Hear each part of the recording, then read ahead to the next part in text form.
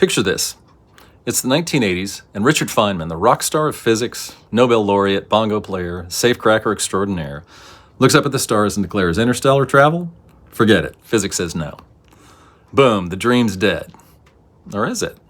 Today we're flipping the script on one of science's most overconfident hot takes. Because while Feynman's math was spot on for his era, calling interstellar travel impossible is a bit like a 15th century sailor howling out to his mates, "Sailing west? The ocean's flat. Don't do it. You'll fall off."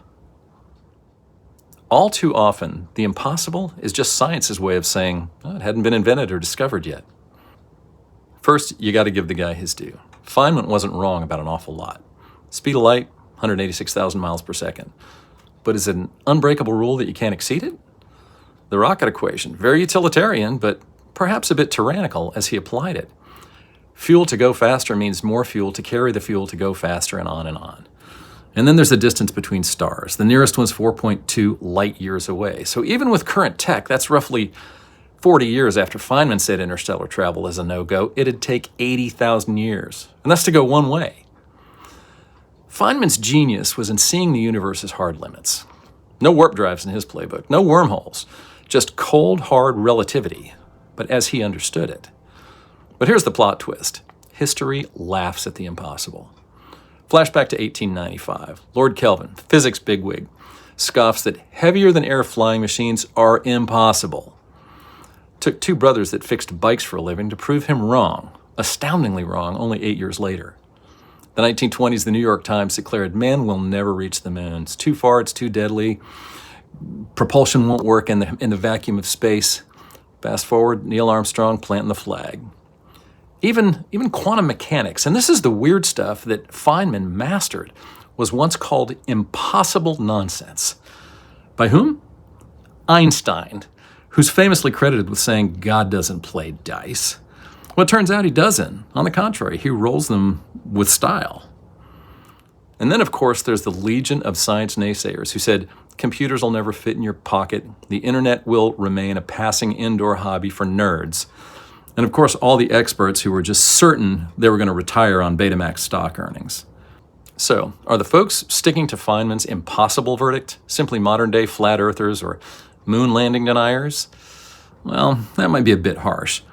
But history, from the ancient up until 6 months ago, is replete with examples demonstrating that it is the height of hubris to treat whatever the so-called experts believe to be the laws of physics of the day as some sort of inviolable sacred text. If science stopped at impossible, we'd still be rubbing sticks together to stay warm in the winter and, well, having no option other than sweating in the summer. What seems ironic about this paradigm, at least to me, is that Feynman himself would have hated that approach. This is the guy who said, "Science is the belief in the ignorance of experts." He loved being proven wrong because being proven wrong meant progress. So what's changed since Feynman's day? Well, not to put too fine a point on it, everything. We're not stuck with chemical rockets. Laser sails could hit some non-insubstantial percentage of the speed of light, which would mean proxima in decades, not millennia. What about fusion drives, potentially on the horizon?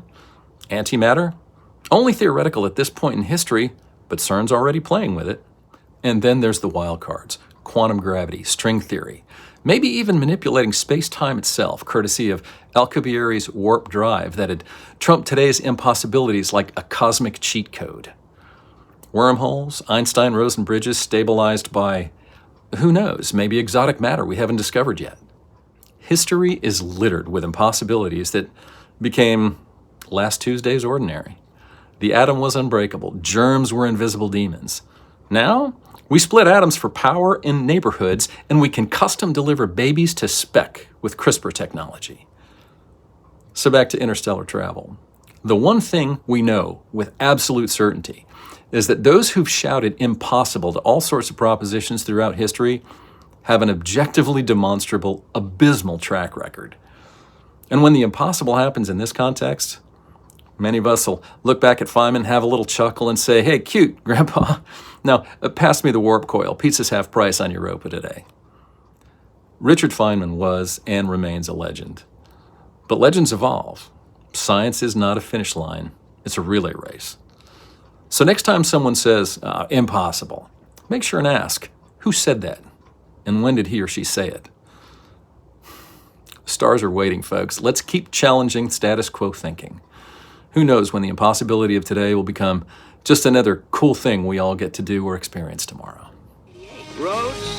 Where we're going, we don't need roads.